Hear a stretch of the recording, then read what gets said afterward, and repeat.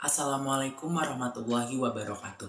Perkenalkan, nama saya Aldi Al-Amuzi Ramadhani dari kelas 1A kelompok 1. Saya akan mempresentasikan PowerPoint kelompok saya yang bermaterikan Islam sebagai agama wahyu Al-Quran. Apa itu Islam sebagai agama wahyu Al-Quran? Islam sebagaimana wahyu merupakan sumber pedoman hidup bagi seluruh umat manusia. Oleh karena itu, seluruh aktivitas yang dilakukan dalam bidang ekonomi Islam menggunakan metode pendekatan sistem nilai sebagaimana yang tercantum dalam sumber-sumber hukum Islam yang berupa Al-Quran, Sunnah, Ijma, dan Ijtihad. Lalu, dalam Islam sebagai agama wahyu Al-Quran terdapat fungsi Al-Quran. Fungsi Al-Quran ini ada 3. Yang pertama, petunjuk bagi manusia. Kedua, penyempurna kitab-kitab suci sebelumnya. Ketiga, sumber pokok agama Islam. Yang pertama, petunjuk bagi manusia. Fungsi pertama Al-Quran adalah sebagai petunjuk bagi manusia. Seperti diketahui, fungsi utama sebuah kitab suci dalam agama dan keyakinan apapun adalah menjadi pedoman bagi penganutnya. Begitu pula Al-Quran menjadi pedoman bagi umat Islam. Meskipun begitu, Al-Quran menyatakan bahwa ia bukan hanya menjadi petunjuk bagi kaum muslimin, tapi juga bagi umat manusia seluruhnya. Kemenyeluruhan misi Al-Quran ini tidak lepas dari kemenyeluruhan misi Nabi Muhammad SAW yang diutus untuk seluruh manusia. Yang kedua, fungsinya sebagai penyempurna kitab-kitab suci sebelumnya. Al-Quran juga berfungsi sebagai penyempurna kitab-kitab suci sebelumnya.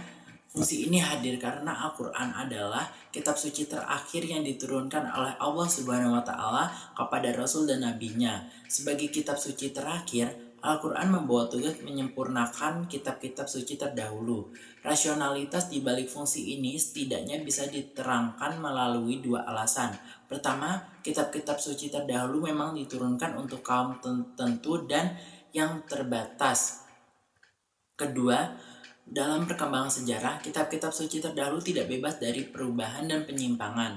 Fungsi yang ketiga, sumber pokok agama Islam. Sebagaimana diketahui, sumber agama Islam itu ada 3, yakni Al-Quran, Sunnah, dan Ijtihad. Al-Quran adalah firman Allah yang diturunkan kepada Nabi Muhammad. Sunnah adalah sabda, tindakan, dan ketetapan Rasulullah. Sedangkan Ijtihad adalah sungguh-sungguh yang dilakukan oleh ulama mujtahid untuk menyimpulkan hukum agama dengan tetap mengacu kepada Al-Quran dan Sunnah. Ada 2 bentuk ijtihad yang disepakati oleh ulama, yaitu ijma atau kesepakatan umat pasca wafatnya Rasulullah dan qiyas atau analogi. Al-Quran merupakan sumber pokok seluruh agama Islam. Yusuf Al-Qardawi mengatakan bahwa Al-Quran adalah pokok Islam dan jiwanya dari Al-Quranlah diperoleh ajaran tentang keimanan atau akidah, ibadah, akhlak, dan prinsip-prinsip hukum serta syariat. Kurang lebihnya mohon maaf. Apabila ada salah kata mohon dimaafkan. Wassalamualaikum warahmatullahi wabarakatuh.